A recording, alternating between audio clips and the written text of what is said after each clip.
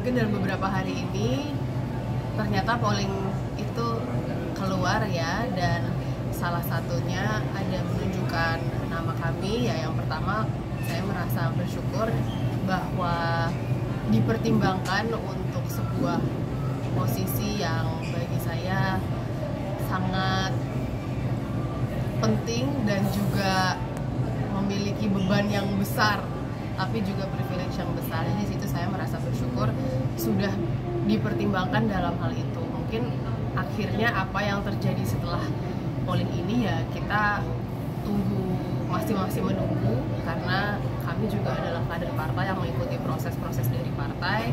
Saat ini kami masih melakukan komunikasi juga sama partai, baik dari Partai Golkar maupun partai-partai lain. Di sisi lain tentunya kami belum ada langkah-langkah yang pasti untuk menjajaki hasil daripada survei ini. Semoga kedepannya bisa ada yang lebih mengerucut lagi, karena juga memang kalau kita lihat namanya masih banyak ya Mas Mbak ya. Dan bismillahirrahmanirrahim, semoga siapa yang menjadi yang lebih mengerucut daripada polling itu pun akhirnya bisa terus berkontribusi untuk kota Solo. Dari perolehan kan mencapai 5 besar yang masuk di populer. Gitu. Ya, itu mungkin dari Bukannya 12 besar tuh ya? yang populernya Mbak Sekan masuk 5 besar kalau nggak salah itu. Mungkin melihat tingkat populernya itu kan kemarin Pak Suwarno bilang kalau nggak jauh beda dari itu karena sosok Golkar baru muncul sekarang setelah reformasi. Itu gimana Pak? Sosok Golkar di kota Solo Iya. maksudnya? Atau Di Solo? Mungkin itu kutipan yang baru saya dengar ya Mbak ya, bahwa ada angle yang melihat bahwa ini mungkin sosok baru dari Golkar. Ya apapun itu, kami merasa bahwa kami di Solo ini tentunya berawal dari pengabdian untuk apa yang sudah ditulis oleh keluarga, lalu kami mencalonkan diri sebagai legislatif, dan tentunya dalam proses mencalonkan diri itu kami banyak berkampanye, banyak berkeliling, turun ke masyarakat, dan alhamdulillahnya kami juga terpilih sebagai anggota DPRD di Kecamatan Laweyan kemarin, tinggal nunggu pelantikannya aja. Dan alhamdulillah kalau seandainya lewat gerak-gerak kami tersebut dianggap sebagai salah satu sosok yang insya Allah bisa berkontribusi untuk kota Surakarta. Dan mungkin tadi yang popularitasnya ada beberapa, harapan saya adalah setiap nama yang ada dalam daftar itu menjadi apapun nantinya akan terus berkomitmen untuk mau melahirkan karya-karya yang bisa berkontribusi untuk kemajuan kota Solo. Tapi sejauh ini sudah ada yang mendekat nggak sih Pak di luar Golkar? Mendekat dalam arti apa Mbak? Membicarakan pilihan wali kota di Solo. Yang lucu itu kalau kita lihat pemberitaan mungkin sekitar 9 bulan yang lalu ya, atau 9, 10 atau mungkin 8 bulan yang lalu ketika kami Partai Golkar keliling itu dari situ aja sudah ada suara-suara kan, oh nanti kita ikut sama-sama mencalonkan dari Golkar. Tapi tentunya sekarang belum tentu seperti itu, karena apapun yang ada di politik itu kan pasti bisa berubah.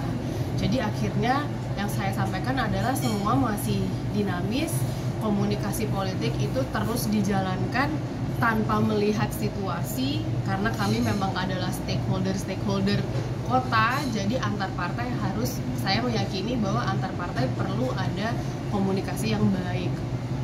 Apapun itu topiknya, lagi pemilu, lagi kampanye, lagi enggak, lagi santai-santai aja, komunikasi itu perlu terbangun. Jadi apakah komunikasi itu ada ya selalu ada. Dan apakah akhirnya dari komunikasi itu akan melanjutkan kepada sesuatu yang lebih konkret, mungkin itu yang kita sama-sama bisa menunggu. Saya rasa setiap partai pun memiliki mekanismenya untuk bisa pada akhirnya membuat pengerucutan sendiri, dan saya mengajak agar kita semua ikut mengawal proses itu dan berdoa agar dalam prosesnya pun semua tetap damai, harmonis, dan insya Allah melahirkan yang terbaik untuk kota Solo. Lihat dari partai Pada bulan kalau nggak salah bulan November seingat saya, atau Desember ya, mungkin nanti saya harus lihat lagi pemberitaannya saat itu dan tanggal berapa pertemuannya.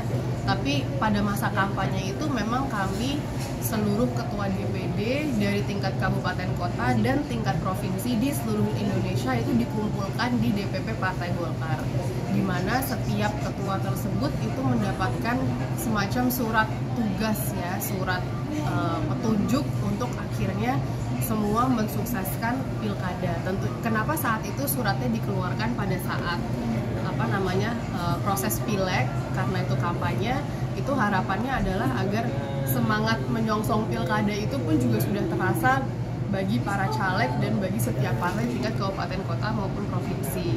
Jadi memang setiap ketua di seluruh Indonesia ketua Partai Golkar itu mendapatkan semacam surat tugas, yang mana dari satu lokasi itu bisa lebih dari satu orang. Jadi akhirnya kita masih juga menunggu proses pengerucutan dari internal partainya masing-masing, Partai Golkar itu sendiri. Jadi mohon doanya teman-teman semuanya, semoga proses pengerucutan ini berlangsung produktif dan melahirkan yang terbaik untuk masing-masing daerah, khususnya untuk di Kota Solo. Itu beda Mbak, berarti sama rekomendasi untuk mengajukan wali kota atau gimana? Sepengetahuan saya beda. Sepengetahuan saya itu kemarin belum final, yang artinya masih ada prosesnya untuk akhirnya menuju ke yang final. Pantau Instagram terus, pantau Instagramku untuk informasi terbaru.